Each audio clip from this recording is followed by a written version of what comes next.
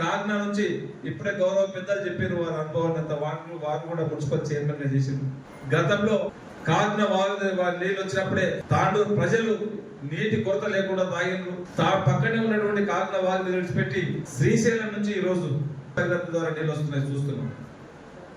దాంట్లో ఎక్కడ ఇబ్బంది జరిగినా శాతాలో ఈ రోజు ఒక పంపు పేలైనా జాపంపల్లిలో కొద్దిగా పంపు ఇబ్బంది అయినా 4 రోజులు 5 రోజులు వాటర్ సమస్య ఉన్నది.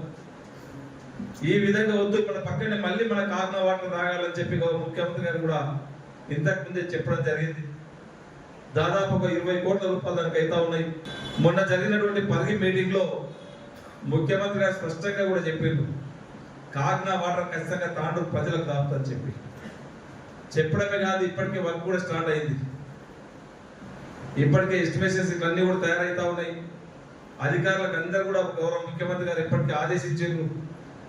తొందరగానే టెండర్స్ కూడా ప్రాసెస్ లో పెట్టి టెండర్స్ కూడా కంప్లీట్ చేయించి తాండూరు ప్రజలకు ఇప్పుడు గౌరవ మాజీ మున్సిపల్ చైర్మన్ విశ్వనాథ్ గౌడ్ ఏదైతే చెప్పున్నారో వారి సూచనల మేరకే తప్పకుండా మళ్ళీ కాకినా వాటర్ తీసుకొచ్చే బాధ్యత నేను ఖచ్చితంగా తీసుకుంటానని చెప్పి కూడా వేదిక ద్వారా మీకు అందరికీ తెలియజేసుకుంటూ